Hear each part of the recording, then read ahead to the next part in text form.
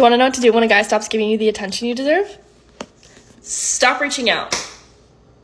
Stop initiating conversations. Stop asking how his day was. Stop trying to make a joke. Stop it. Just stop.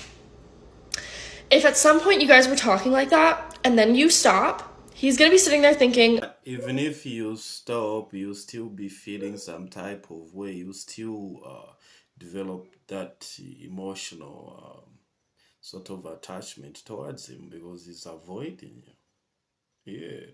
I don't date men for money. I just date men for financial security. What's the difference? The difference is I make my own money. I just prefer to put my money in savings and use it.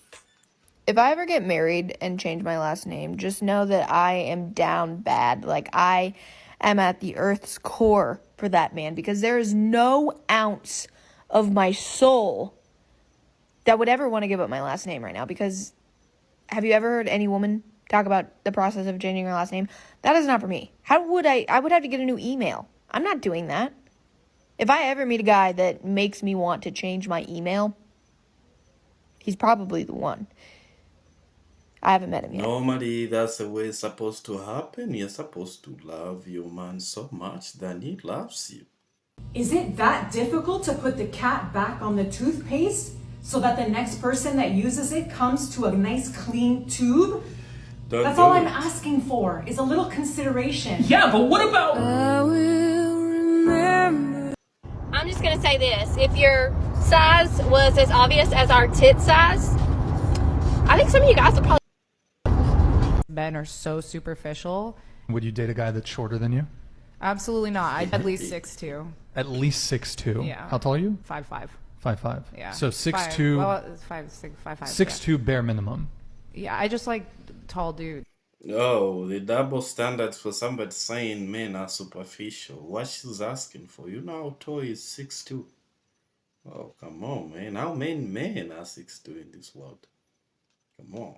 Hey, look at this truck. Yeah, I mean, it's okay. It's nicer than your truck. And I bet his girlfriend's hotter than mine. Emotional damage! My name is Lisa, and this is my first drink of wine this evening.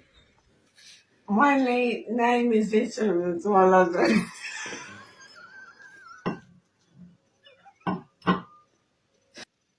Love to say they got options. My thing is that, don't we all? You thought you was alone on that boat? I just don't throw it in your face because I don't got to. Do I get a second date? How do I know this isn't photoshopped?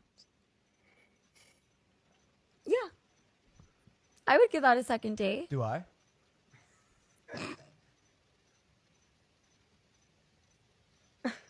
It's in the top right. You gotta like zoom.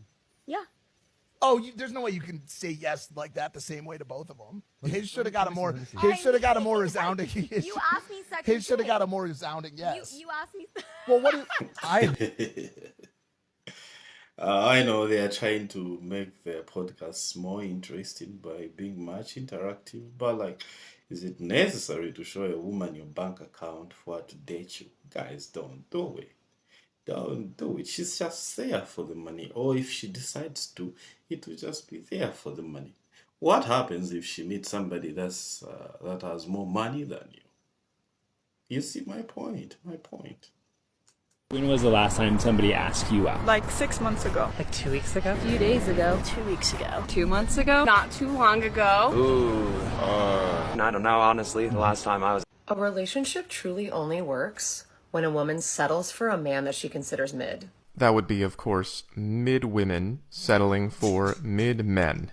I used to talk so much about girls who settled, and now I hope to become one. She used to reach out of her league, and now she is aging, so she hopes to grab somebody on the way down.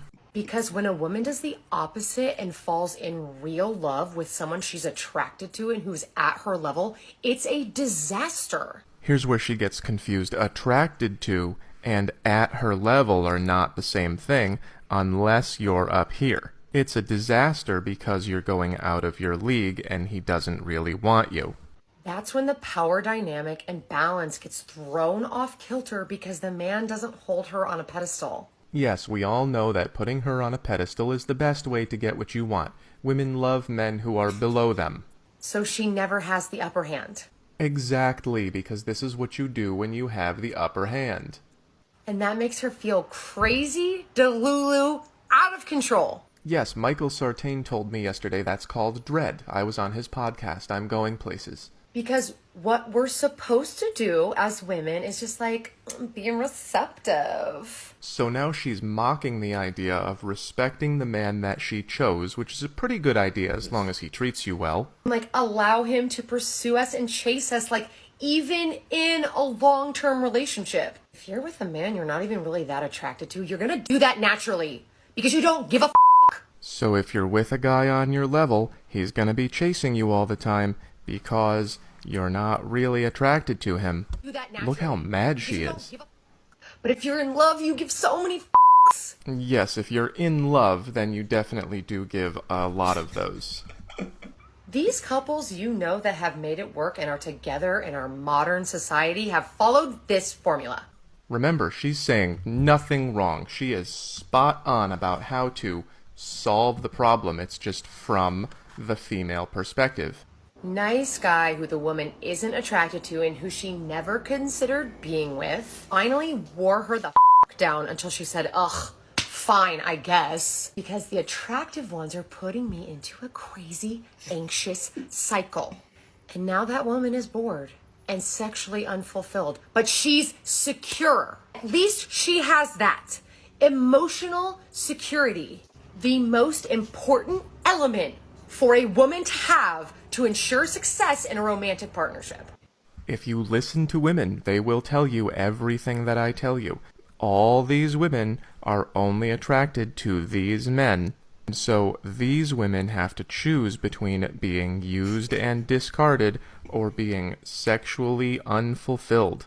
There's the fun choice and the smart choice, and there's nothing anyone can do about it because there's not enough of these men to go around. This is one of the main points that I'm making. Women here need to stop believing that they are here because these guys are not going to marry you.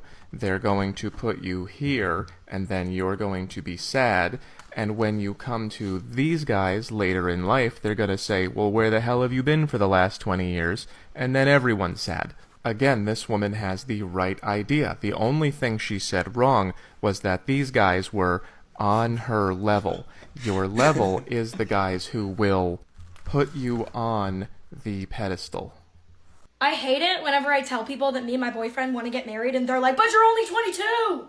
You're gonna miss out on so much! Miss out on what? A you up text from my situationship at 3 o'clock in the morning?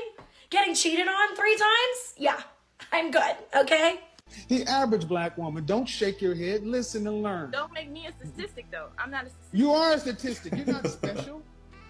I'm special. You're not special, you're one of 7 billion. Get over it. The you have comes standard on each model. And the sooner you ladies learn that ain't nothing special about you until we decide it's special, the better off you'll be. Because everything you're talking about, becoming a boss and this and that in the business, how is it going to benefit the family? You just said, I want to homeschool my kids. Abundance mindset, there are a lot of them out there. Don't be stuck on one.